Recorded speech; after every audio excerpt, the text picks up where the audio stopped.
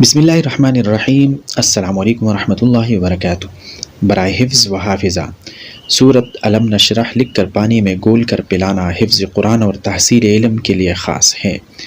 بسم اللہ الرحمن الرحیم۔ علم نشرح لک صدرک ووضعنا عنک وزرک الذی انقض ظہرک ورفعنا لک ذکرک فإن مع العسر یسرا ان مع العسر یسرا فَإِذَا فَرَغْتَ فَانصَبْ وَإِلَىٰ رَبِّكَ فَارْغَب۔ برائے حفظ و حافظہ جن کا حافظہ کمزور ہو تو وہ 7 دن تک ان آیات کریمہ کو روٹی کے ٹکڑوں پر لکھ کر کھا لیا کریں۔